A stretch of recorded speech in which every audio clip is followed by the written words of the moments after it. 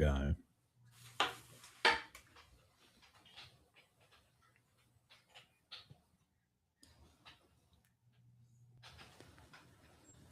Our guest is a Marshall Goldsmith 100 Coaches member and has been recognised by global gurus as one of the top 30 experts in organisational culture. Today, he's here to share insights into the creation of a positive employee experience. Please welcome Dr. David Cohen. Thank you Thanks for joining me. I'm glad to be here. Well, Time difference and all. Well, I love speaking with doctors because I know that they're very well educated. And I think this is very important in today's world. I once learned that if you want to be a professional speaker, you have to know 100 words for every one word that come out of your mouth. But today with the internet, you can put 100 words on paper and nothing comes out of your mouth. So I look forward to these conversations. I try to keep it simple. Well, simple's an art, isn't it? It's not easy to do things simple. I was an athlete and people would say, "Oh, Daniel, you do that trick on the wakeboard so easily." Well, after getting knocked unconscious about 30 times in the previous 10 years, I had to learn to make it really simple so I didn't knock myself out anymore. That makes sense. It's not a good thing to get knocked out. No. And I feel sometimes, when we listen to people, I was at a seminar recently and my left brain short-circuited because of about 2 hours into the seminar, we're still hearing all of these facts and these figures and this data and this science. And my right brain screaming out, "Give me a story. Yeah. Give me an anecdote. Paint a picture, I'm drowning." And the left brain just short-circuited. So simple's good for my information brain. Overload. It is. You studied a doctorate. What did you end up specializing in? And more importantly, how did you get there? I did an unusual doctorate. I did in the School of Education at Boston University with independent studies at Harvard School of Education. And it was on curriculum design, basically adolescent development, to teach moral education in the, how do you teach it, moral social justice education in public schools. And Wow. It was based on the Harvard Social Studies curriculum. And I created a whole process of how to integrate basically Socratic discussion so students would hear all sides of the story and be able to have informed opinions that they can form on their own. So teachers fed them the information, they discussed the information, they debated the information, and then they had to form an opinion and present that opinion to the class and have it challenged. And it was quite thrilling. It was a lot of fun. Mm-hmm. Out of all the things that you could have chosen to study, what was important to you about this topic? I grew up in a very socially conscious house. So I was always, from a very young age, very involved. My father was, when I was younger, was involved in union organizing. I was involved, I grew up in the high school years were in the latter half of the 60s. So I was very active in social justice and the civil rights movement in the United States and against the war in Vietnam. So it sort of became part of my DNA over the years, and pursuing that became a natural extension of how could we have a better educated, better informed population that can make decisions based on fact and not opinion. Well, that's an interesting thing, isn't it? Yes, wish it worked. The reason why I say it's interesting is when I look at the news today, it doesn't seem to be fact-based. It seems to be opinions. Yeah, It's that's it's all an it is. opinion expressed with authority. And for Yeah, a moment, I get sucked into it and I say, hang on, is is this an opinion or is it fact? But it's broadcast like it's an opinion. yeah, and Breaking news at 6 p.m. yeah. If Breaking you say opinions. something with authority as if you're telling the truth and say it over and over again, there are people who will believe it even though it's not true. They might have Mm, questioned it, but they got so accustomed to hearing it from one or two sources that they trust, they begin to believe it, even though there's no truth to it whatsoever. And that's how, unfortunately, many political leaders come to power and corrupt democracy. mm. But we're Would not it here for be that. would it be crazy to say that that might even be their strategy? It is their strategy. It is blatantly there. It's their playbook, Mm. and their How do playbook is we clear. how do we protect our mind from that? What would be a couple of basic things that we could do today just to, maybe become more aware of that playbook? You find, to me, you find sources. You find multiple independent sources. For me, it's the New York Times. For me, it's the BBC. It's a number of other newspapers that will give are known for giving it the way it actually happened, and therefore you compare that to what people are saying and say, you know, you kind of wonder what drugs they're on, that there's no truth to the reality of what they're saying, but they're saying it with conviction. And so it's something that has persuaded people because, great orators can capture the imagination, even though, you know, it's probably not true, but it's what they want you to believe is true. Mm. Mm. I- Is that Socratic method important in today's age where people are being fed what I would see is information, misinformation, and disinformation? Is that Socratic method important for them to create that critical thinking?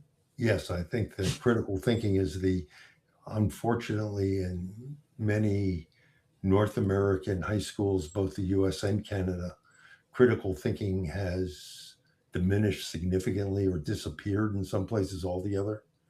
And it's Mm, just what the school system wants you to say. I mean, you look at places in the US where they have banned books, which there's no reason to ever ban a book unless it's teaching you how to kill somebody or murder. I mean, it's like you got to hear different opinions. You got to make your own. So as soon as you have the overtures of censorship, you know that they don't want you to think for yourself. And as mm, soon as they don't want you to think for yourself, they're going to tell you what to think. And as soon as they're telling you what to think, they manipulate your reality. So, I always say to people, tell a teenager not to read something, they're likely to read it. So hopefully there's enough teenagers out there with enough of gumption to go out and say, let me find that book and read it. There's got to be a reason I was told not to. And then they can form their own opinion. mm. They're interesting ages when we go through those mismatching stages.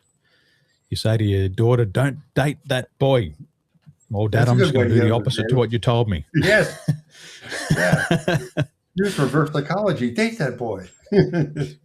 Don't do donuts in your car. Oh, Dad, I never thought of that. Thanks for planting that seed in my mind. And they're out in the streets spinning around in circles. Sounds like you have experience with that. My wife, when she processes information, she mismatches the information to understand it. And what I've learned is over the years, I have to present information in a different way. So I think most husbands have had the experience where wife asks you what you'd like for dinner, and you say, I want steak and eggs. And then you quickly realize that was not the answer. So when my wife says to me, what do you want for dinner? I give her a list of all the things I don't want.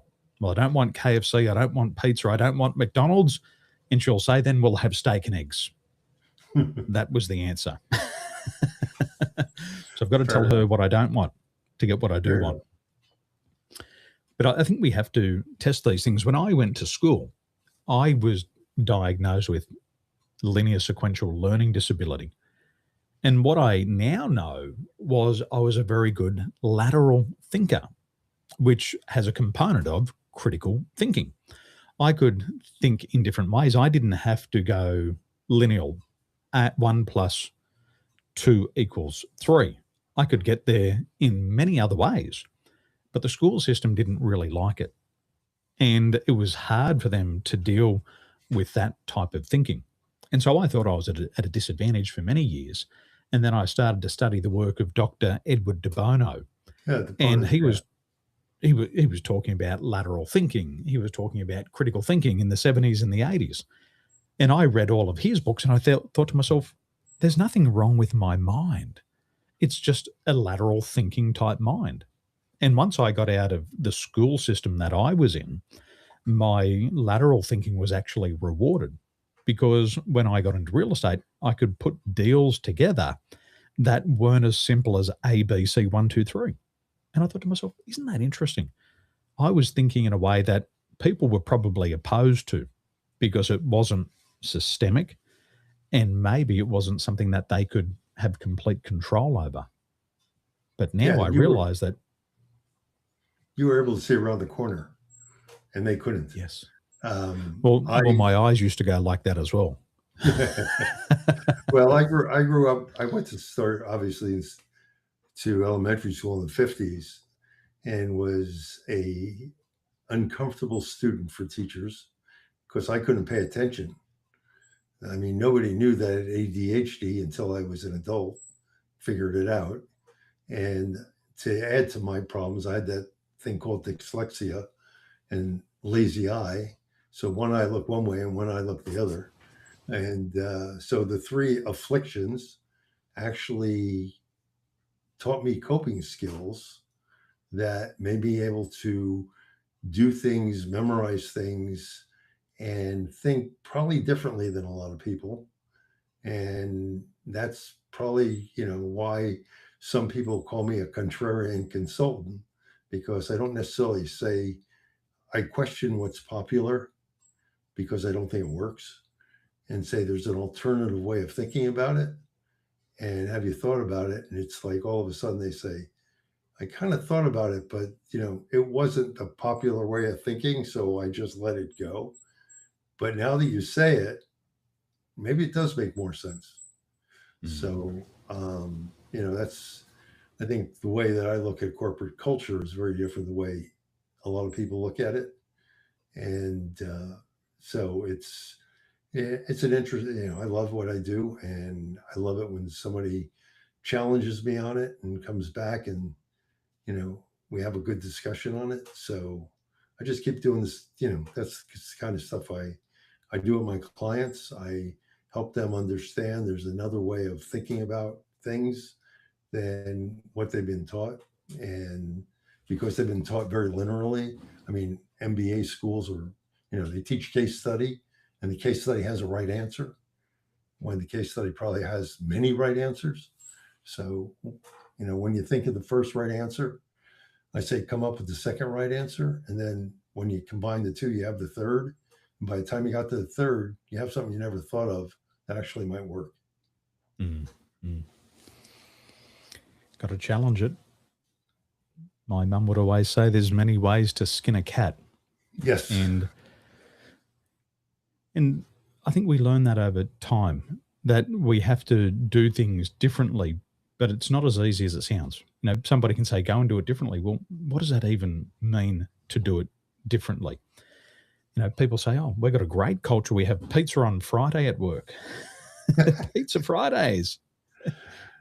Sign me up. Yeah, I just finished writing a white paper on employee experience. where I argue that the employee engagement is a byproduct of the employee experience.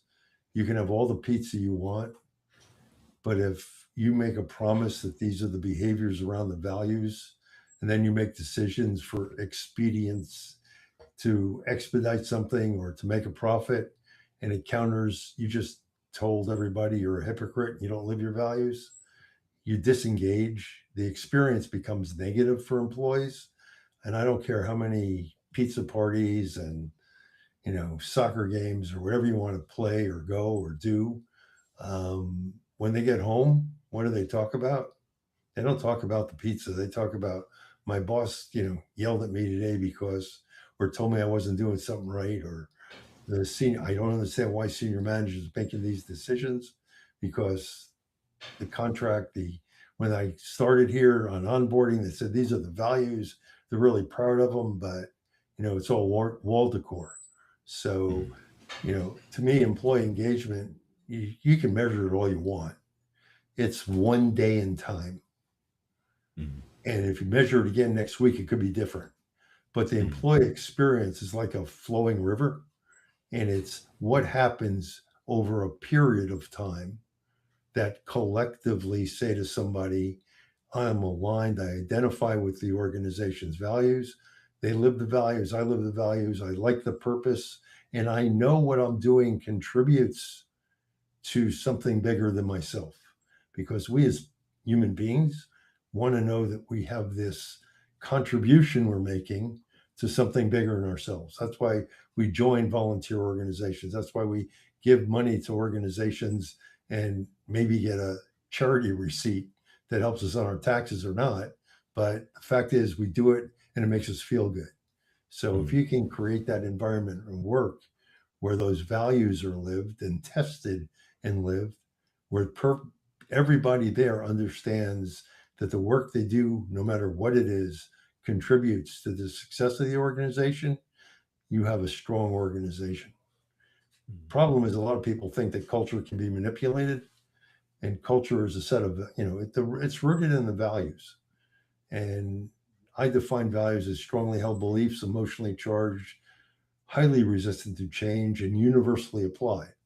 So it can't be a different set of values for the new employee that just graduated from school and the CEO. It's got to be the same. And the behaviors have to be the same.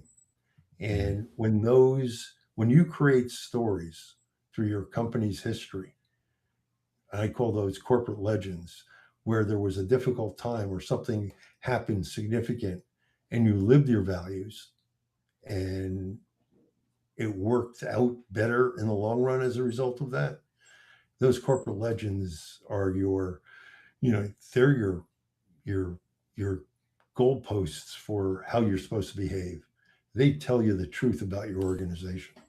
And unfortunately, a lot of organizations think that if you change your strategic plan, you change your culture. And going to becoming customer focused, you're always customer focused. That's not a culture thing. That's a way of doing business. Innovative. If you're not innovative, you die. So innovative has always been part of it's a strategy. It's not a value. And so when you think about values, what are those values? And what's even more interesting is they're going to be different in different parts of the world. I mean, you lived in the Gulf region, and now you're living in Asia, and you look at respect, and respect is completely different in those two regions. And so if you say to somebody, I'm respectful, without knowing their geographical grounding, without knowing who they are and their background, you might think respect is A, they think respect is B. Never the twain will meet, and the two of you are always disrespecting each other because you don't agree on what respect is because you never talked about it.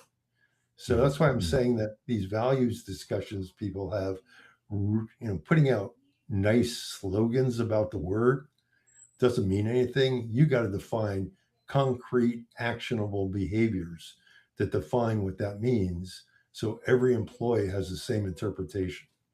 And that will get you to the foundation for a positive employee experience. My wife, as I mentioned before, she had an accident on an aircraft. And when she had the accident, the company, Emirates Airline, went into top gear. So she had an accident on the aircraft. They landed the aircraft. They got her straight to the hospital. We got to the hospital. We saw a surgeon. We weren't happy with what the surgeon suggested. And when I say we, it was me, my wife, and also management. We said, this is not the best option. Let's find another surgeon. So the next day, we had a brand new surgeon to look at the case, and we went ahead with that option. So we had the first surgery, and the surgeon said, this is going to be a 2.5 year process to get you fully rehabilitated mentally, emotionally, physically, spiritually.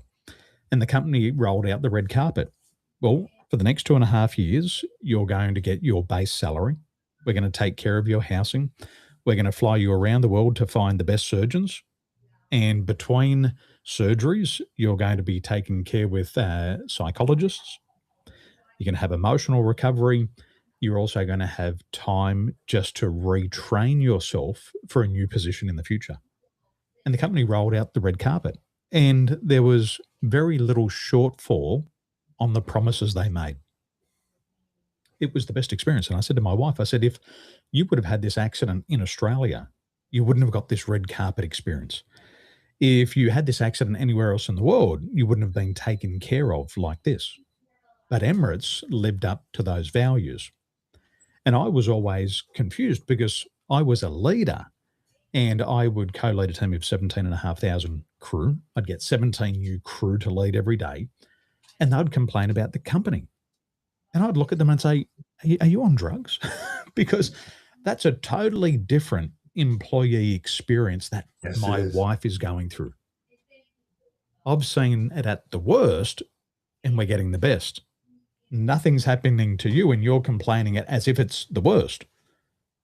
And we would meet other people and they would say, oh, we didn't get this, we didn't get that. And we started to ask ourselves the question, well, as the employee, have you played 100%? You're asking the company to play out at 100%, but are you playing out? And what we found was a lot of the people who weren't getting the same experience, meaning the employees, were taking shortcuts. They Yes. were Well, on that's industrial injury and they're traveling around the yeah. world. Yes. So, I'm Because sorry, be, you because can't do they that. know that the company's not going to live up to it. See, they knew that the values that they stated were not the values of the company. They figured Yes, that out very fast.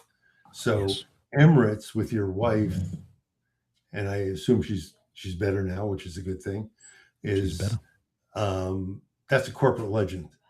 Because if I tell that, if I want to work in it, people talk about, it's hard to find good help today. But if I interview somebody and at that interview, I tell the candidate, by the way, here's a story that tells you what our values are. I'm not going to tell you that we care about our employees or that we are, behind our employees or whatever it might be. Let me tell you a story. It's similar to I had one of my clients. We just finished the values exercise. It's an automobile parts maker, and it was about similar kind of situation where they take care of their employees and that their employees are the backbone of their organization. Without them, they can't be successful. And they hired now in U.S. law, well, not U.S. law, in the insurance company that they were using, new employees didn't get on to the insurance until after 6 months. And I got a phone call. This is right after we finished the values, rolled them out, talked about them. Everybody was excited about them. It was during a merger of 4 companies globally. And it was fascinating. He calls me up and he says, we hired this administrative assistant. She's new to the company. She's been here 3 months and she just got back from the doctor that she has stage 4 cancer. It's going to cost about $1 million for treatment because she doesn't have the insurance yet because it's not 6 months. And he says, what am I supposed to do? And I kind of reversed the question on him and said, so we just went through this values exercise. What do you think you're supposed to do? And I could hear him smile on the phone and says, well, I knew you were going to say that. We'll pay for her health insurance. And they covered it. Now, what was even more interesting, they just told her that. And it was a decision the leadership team made that they were going to cover it, and they supported her, similar to your wife's situation. Everybody in that organization, 5,000 people, knew about it and energized 5,000 people to work harder. Mm. And I've got stories like that at, Michelin Tires. I mean, they're a global organization. I told a story once about a corporate legend at Michelin in Thailand, and some people in the audience say no company would ever do that for, their employee.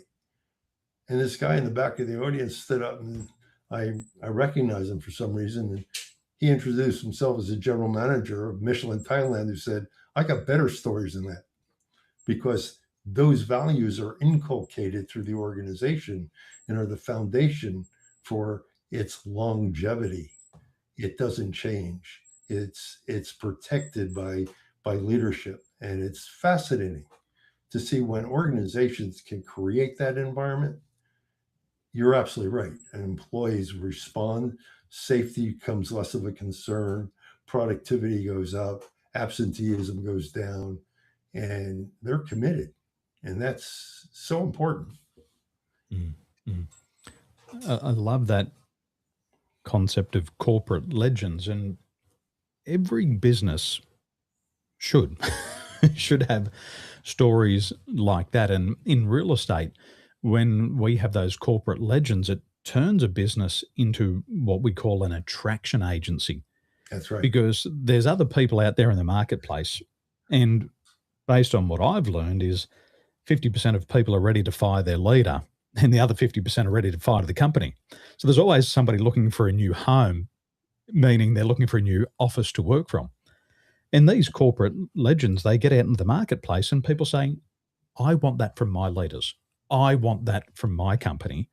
And they start to gravitate towards those businesses. That's right. They are And there was attracted. one recently. There's a company called Ray White Glenroy.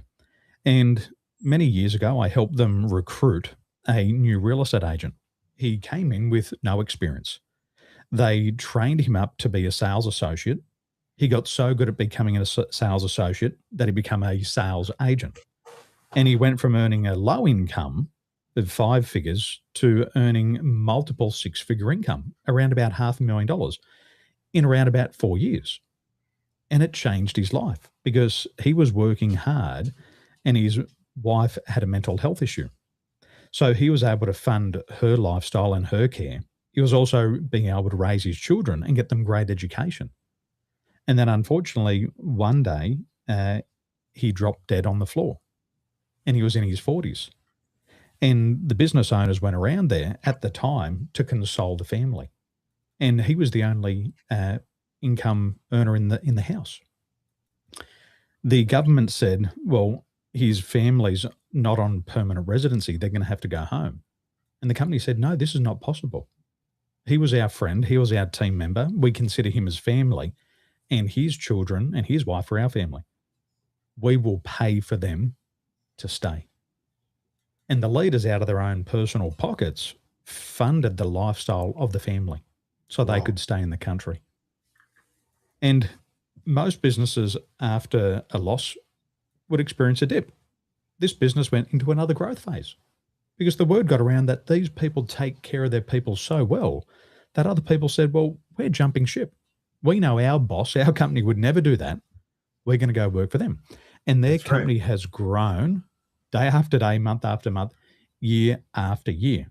They used to be in the bottom of about 700 businesses. Now they're in the top 5. And they could tell you these corporate legends all day, every day. And it's what attracts top talent to them. They're a magnet because people are always looking for an organization that aligns with their values. And it's interesting you say that because people get fooled.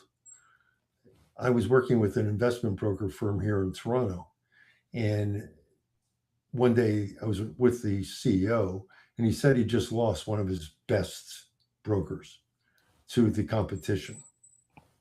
And about a month later, I was in the office with the CEO again when that broker came in and said, could I have my job back?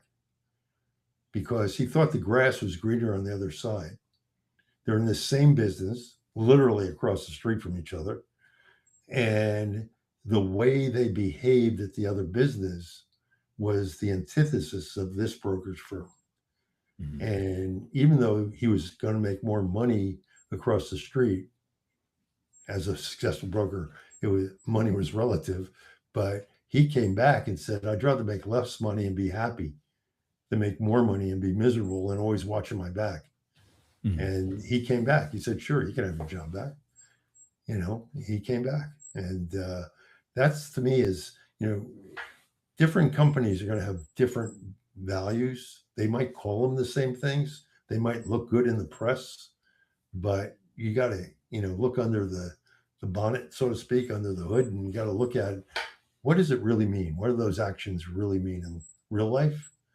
And is that aligned with the way I want to behave? I have my students, and it's funny. I used to teach undergraduate school here at one of the colleges, and I was teaching organizational development to last year financial students. They thought, of course, that it was why were we even bothering with this course? By the end of the course, they realized it was probably one of the best courses they had because it really opened up about who they were. And I said to them, when you go for an interview, and they said, do you have any questions for us? I said, look on the website before you go. What are their values? And ask them for corporate legend. Half the time, people said they came back because the people interviewing them didn't even know what the values were. And I said, do you really want to work there? And I got a message on LinkedIn about 2 years ago from one of my students who said, I wish I listened to you. This is my third company in 4 years. I finally found one that's aligned to my values. She says, I think I'll stay here for a while. Fascinating. I was at a turning point in my life in 2008, and I stopped being a business owner and I became an employee. And I was looking for a different experience. And I decided that I wanted to work with Emirates Airline. So I was driving over the Sydney Harbour Bridge. I see this big white building that's obviously been there for 50 years, and I've never looked at it. And it's got this big red sign on the top and it says Emirates. So I said, okay, I'm going to go down and I'm going to go buy a newspaper. And I looked in the employment section and Emirates was recruiting in Sydney. And I'd already had friends who were working with Emirates, and I knew it was a great company to work with. And I rang them up and I said, I want to apply for the job. And they said, awesome. We're interviewing in Sydney next week. And I said, put my name down. I'll be there. So I went and got my hair cut, got my suit pressed, and I went to the interview. And I had already decided I wanted to work with them. And they just now had to realize that I was the right person for them. So I went through the interview process. And as I watched the interview process, they took about 500 people. They cut it down to about 100. They cut it down to about 50. They cut it down to about 15 people. And at the end, I looked at all those 15 people and I thought to myself, that's an excellent choice. Obviously, I'm in the top 15, which is smart for them. But also the other people there, I'd actually really like to work with those people. And I think they did a good job at culling the other 485 people. We went through the rounds of interviews. We did our psychology test to make sure that we weren't too psychotic. And then we got our job offers. And they rang me up and said, Mr. Tolson, congratulations. We would like you to join Emirates. And I said, I'm in. They said, could you be in the Middle East in 6 weeks? And I said, how does about 6 days sound? And they said, we'll see what can happen. They called me back. They made it happen a little bit faster. And then they gave me a map of the onboarding process. And each of those touch points on the map, I ticked off. They said, when you get to the airport, somebody's going to be there to meet you. I got to the airport. Mr. Tolson, welcome to Emirates. Thank you so much. We're going to check you in. You're going to go to the lounge. Mr. Tolson, welcome to the lounge. Welcome to Emirates. You're going to get on the aircraft. Your crew are going to recognize you. Daniel, welcome to Emirates. Welcome to the family. And all of the things that they promised me, they delivered. They even said, when you arrive in Dubai, there's going to be a sign and it says Marhaba, which means welcome in Arabic. And just follow that sign. We're going to take you to head office. We're going to give you a handful of cash because we know people of your age probably don't have a lot of savings and Dubai is an expensive place to live. So I got there. I got cash in hand, then taken to a hotel apartment. They said, here's your hotel apartment. It's going to be cleaned every single day whilst you live here. You don't have to worry about cleaning, but there's washing machines, there's refrigerators. Just enjoy yourself. A bus is going to pick you up tomorrow. You're going to go to training college for 6 weeks. Bang, bang, bang. Everything was delivered exactly how they said it would be. Nothing was below or above the standard. It was just exactly what they promised. And for me, it started to build that belief in the company. These people make and keep promises. And for my whole career, it was the same thing. They made a promise and they kept the promise. And so for the time that I was there, I had no grievance. Other than I was tired and jet lagged, I had no grievance with the company. And now I feel like I'm an ambassador for them. Yes. If you want to change your life, go and work for them. Get rid of that job, get rid of that girlfriend, go and travel the world, but only do it with one airline. And then when we travel to Europe and to the Middle East, we only want to travel with them. So now we're a customer for life. And I tie that back to what you were saying before about employee experience. It was so good that I've become an ambassador, and now I'm enjoying the customer experience. And here's something that people don't realize, and you mentioned it very clearly. The employee experience begins with the invitation to the interview, not the first day on the job. And candidates are judging you. They're interviewing you as well as you're interviewing them. So you have to realize that if you say the meeting's going to start at 10 o'clock, you start at 10:30, they're already wondering about something. If you come into the interview and they say, I've been really busy, I didn't get a chance to read your resume, tell me something about, give me a short story of your resume. I was just disrespected. This is a mutual relationship we're going to build here, and you're starting it off by saying you didn't even have time to get to know what my name is. So that's why people don't realize that employee experience even begins with the ad that people are putting, the way they word the LinkedIn or the Indeed ad or whatever they're putting it. The way it's worded even is telling people what it means to work here. And people don't get it. They think that, well, we can have those pizza parties and they're going to have a good time and they'll have a good employee experience. No, they'll be happily engaged for one day, but they're not having a long-term experience. It is a partnership. It's equivalent to a marriage. And you're going to spend more time in that workplace than you are with your family. Oh, absolutely. And there's that dating period. I say to my clients, interview slowly, get to know the person, figure out, would you bring this person home and sit them down in front of your family? Would you invite them home for Christmas dinner? And if the answer is no, don't bring them on board.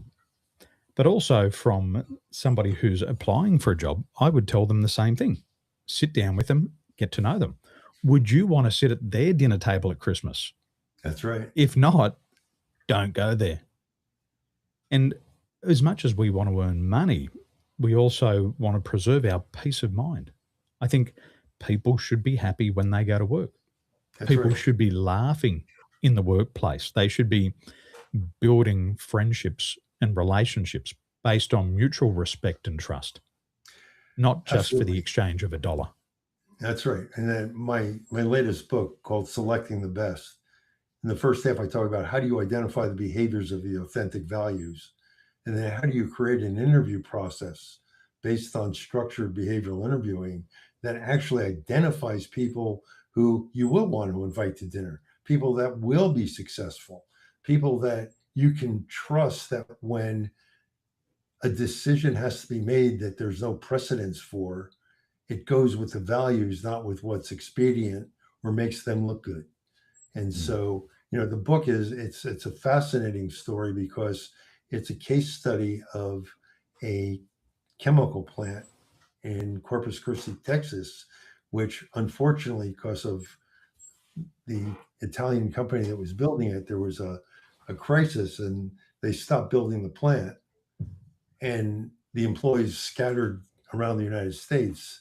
And when a conglomerate took it over and started to rebuild it, the leadership said, well, let's invite back our key employees. And some of them were as far away as Seattle, which is a long way from Texas, especially Corpus Christi.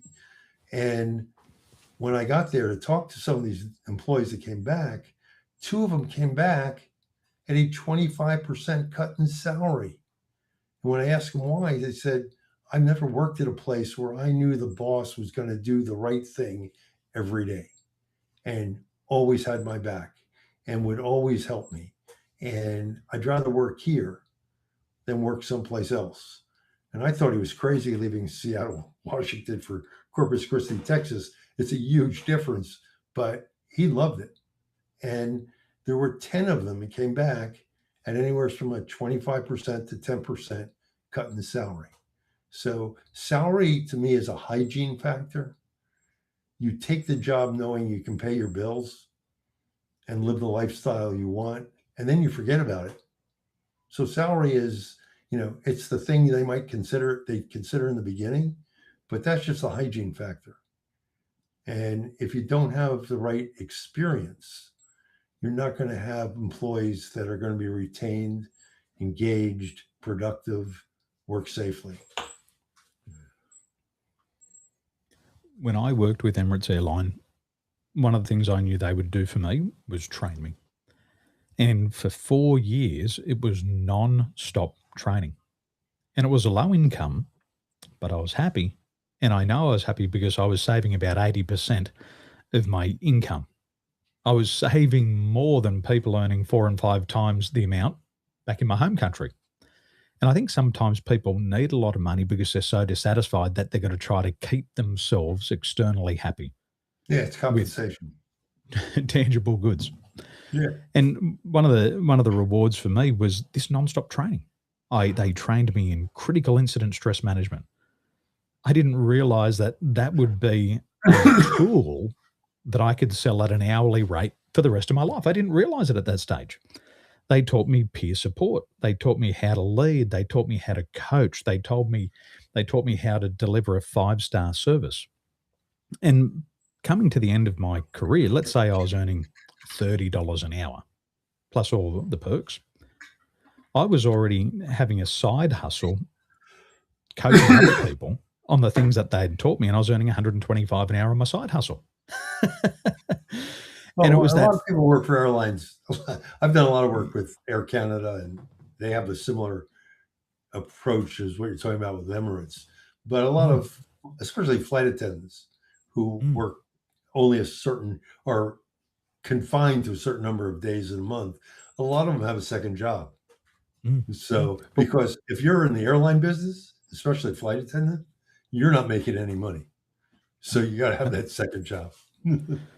We would do we'd call it 100 hours a month. And we thought that was a lot. And it is, because you're always jet lagged and your circadian clock's always out of whack. But let's say it's 25 hours a week. You've got all the time on your layover, paid to study. And then between flights, you might have 2 or 3 days off. So there's heaps of time. So I just used that time to build an exit strategy for my consulting business. So by the time I exited, my consulting rate was $250 an hour, which was 9 times more per hour than I was used to earning on everything that they'd taught me. Right. And there was other people. One of my good friends, I work with him today. I consult to his business. He is earning millions and millions a year. And a lot of the foundations were from the airline industry, from everything the company taught him. And it's interesting to see that. If you find a company, you like it, the money, yes, there's hygiene issues, but what else can you gain?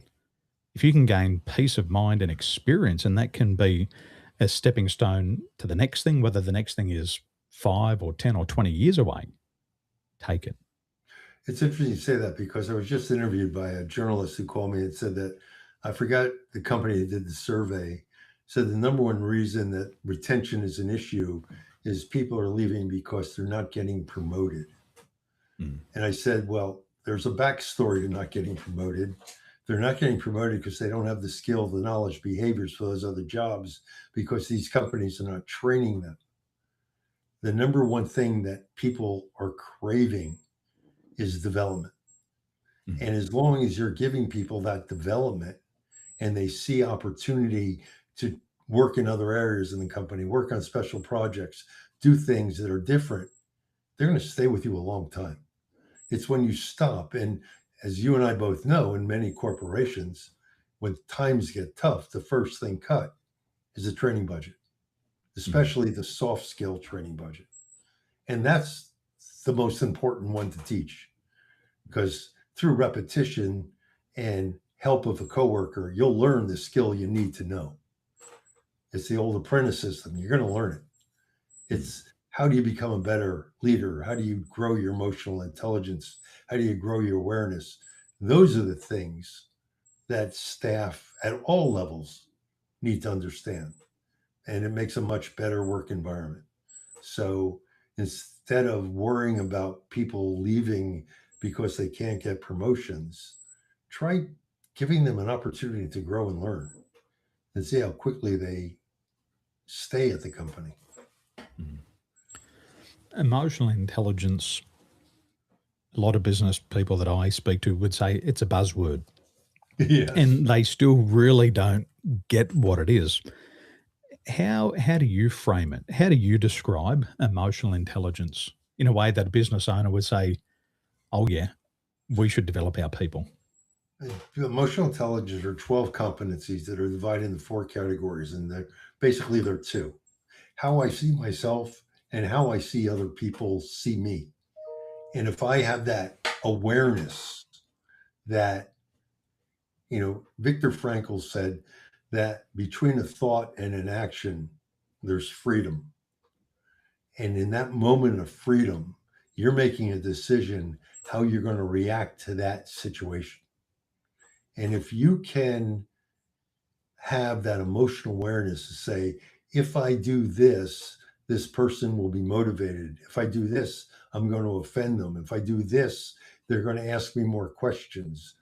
And be aware. So it's really emotional awareness is emotional intelligence is emotional awareness of how you impact others and others impact you. What are those triggers that you have that you're not being aware of? If you become aware of your triggers, it's funny you say my my my kids, they were, they're adults now and have their own kids at college, but when they were young and they taught my grandchildren this, they said, when you go and talk to him, he's going to say no right away. Wait a half hour, go ask him again, he'll say yes. Well, that was my trigger. My trigger was as soon as they asked me a question, I thought I had to say no because I was going to teach them something or whatever, instead of saying to them, why or how or how's it going to benefit you or why do you want to do it or who's involved, and then say yes. But the guilt would, because I said no, the guilt would hit in and they come back to me and say, oh, sure, go do it. So it was expect the no, walk away and come back and say yes. Well, I began to understand my trigger and I have a much better relationship with my children as a result. So it's not emotional intelligence. I was working with a bank CEO once, highly recognized, world renowned guy. And I was working with him on emotional intelligence. At one point, he broke down and cried. He said, oh my God, I'm treating my children this way.